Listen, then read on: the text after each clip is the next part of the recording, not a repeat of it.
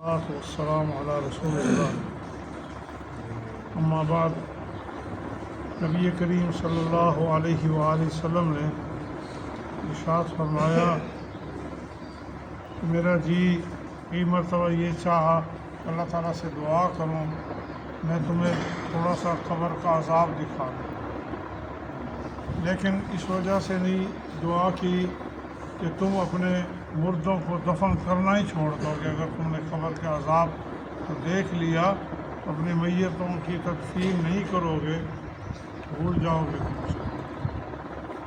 مسلمانوں، سب سے اللہ کے نبی فرماتے ہیں میں نے زمین پر قبر سے کوئی بری جگہ نہیں دیکھی، اور آپ نے فرمایا القبر حفرۃ من حفر النار اور روضۃ من ریاض الجنہ۔ قبر کی دو ہی شکلیں صورتیں ہیں، یا تو آگ کا گڑھا ہے یا بہشت کا باغ ہے۔ تیسری کسی بھی قبر کی کوئی شکل نہیں ہے، دو ہی صورتیں ہیں، اور ہم ان قریب ان قبروں میں جانے والے ہیں۔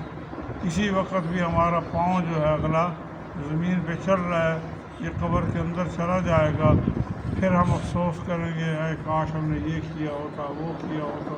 قبر کے عذاب کے لیے بڑے بڑے گناہ کی ضرورت بھی نہیں۔ اللہ کے نبی ایک مرتبہ جا رہے تھے صلی اللہ علیہ وسلم، دو قبروں کے پاس سے آپ رک گئے، آپ نے فرمایا دونوں کو قبر میں عذاب ہو رہا ہے۔ اللہ تعالیٰ نے بتلایا کہ دونوں کو قبر میں عذاب ہو رہا ہے۔ آپ نے ساتھ یہ فرمایا کوئی انہوں نے بہت بڑا گناہ بھی نہیں کیا تھا، ایک ان میں سے تھا پیشاب کے چھینٹوں سے نہیں بچتا تھا، استنجا نہیں کرتا تھا، جہاں بیٹھا جانور تھا پیشاب کیا اٹھ کے چلا گیا، کپڑے بھی خراب اور اپنا بدن بھی خراب، اس وجہ سے اس کو قبر میں عذاب۔ دوسرے کے بارے میں فرمایا دوسرا زبان، اپنی زبان کا استعمال صحیح نہیں کرتا تھا، ادھر کی ادھر کراتا تھا، لوگوں کے جھگڑے کراتا تھا، غیبتیں کرتا تھا، اس کے سامنے اس کے سامنے۔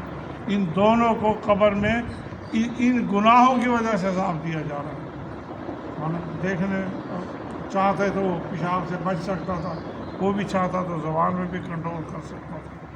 یہ مرحلہ، اچھا پھر قبر کا مرحلہ پتہ نہیں کتنے سال پہ ہے، جو ہم سے کروڑوں سال پہلے آئے وہ عالم برزخ میں اپنی قبروں میں موجود ہیں۔ فرعون کے بارے میں تو قرآن پاک میں بھی اللہ تعالیٰ نے فرمایا ان کو صبح و شام آگ دکھائی دی جا رہی ہے، صبح و شام ان کے اوپر آگ قبر کے اندر۔ اس کے لیے بندے کو تیاری کی ضرورت ہے، فکر کرنے کی ضرورت ہے۔ کسی نے نہیں آنا، کیسے چھوڑ کے آ جاتا تھا۔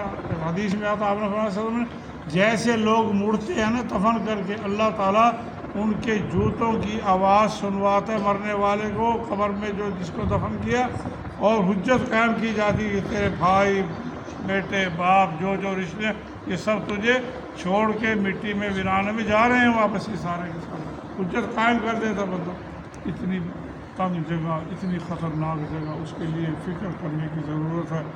کوشش کریں کہ ہم اپنی قبروں کے لیے ایسی تیاری کریں کہ جب ہم قبر میں جائیں، اللہ کے نبی کی حدیث ہے اگر تو نیک صالح بندہ ہے اللہ تعالیٰ افرش لہو فراش الجنہ، اس کے نیچے جنت کا بستر بچھا دو، اور اس کی قبر کو اتنا کھلا کر دو کہ جہاں تک اس کی نظر جائے اس کو قبر کھلی نظر آئے۔ اور دوسرے کے لیے جو اللہ کا باغی طاغی نافرمان ہے، جس نے معصیت میں زندگی بسر کری اور قبر کے لیے کوئی تیاری اور فکر نہ کی، آپ نے افرش لہ النار، آگ کا بچھونا بچھا دو اس کے نیچے، اور اس کی قبر کو تنگ کر دو۔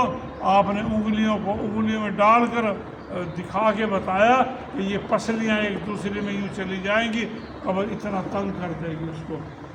کوئی ہے وہاں پہ سننے والا، کوئی بھائی، کوئی رشتہ، کوئی تعلق، کوئی کام آنے والا سوائے انسان کے اعمال کے، بندے کے اچھے عمل ہی اس کو قبر کی عذاب سے اور جہنم کی آگ سے نجات دلا سکتے ہیں۔ کوشش کریں اس کے لیے۔ حضرت عثمان رضی اللہ تعالیٰ عنہ جب بھی قبر میں جاتے، قبر کا دیتا تھا اتنا روتے، حالانکہ عشرہ مبشرہ میں تھے، جنت کی خوشخبریاں لے چکے تھے، اس کے باوجود بھی قبر کو کا ذکر آتا تھا، داڑھی بھیگ جاتی تھی رو رو کر۔ کسی نے سوال کیا آپ جہنم کے عذاب پہ اتنا نہیں روتے، قبر کے عذاب پہ اتنا روتے ہیں؟ تو انہوں نے فرمایا جو یہاں بچ گیا وہ آگے بھی بچ جائے گا، جو یہاں پکڑا گیا آگے اس کے بچنے کے کوئی امکان نہیں ہے۔ پہلی منظر جو ہے آخرت کی قبر ہے، اس کے لیے فکر کرنی چاہیے اور تیاری کرنی چاہیے اور دعا کرنی چاہیے ہمیں۔ اللہ تعالیٰ ہمارے والدین کو جو فوت ہو گئے ہیں اللہ تعالیٰ ان کی قبروں کو بہشت کا باغ بنا دے، اللہ تعالیٰ ان کے درجات بلند فرما دے، ان کی خطائیں معاف فرما دے، اللہ تعالیٰ ہمیں عمل کی توفیق عطا فرمائے۔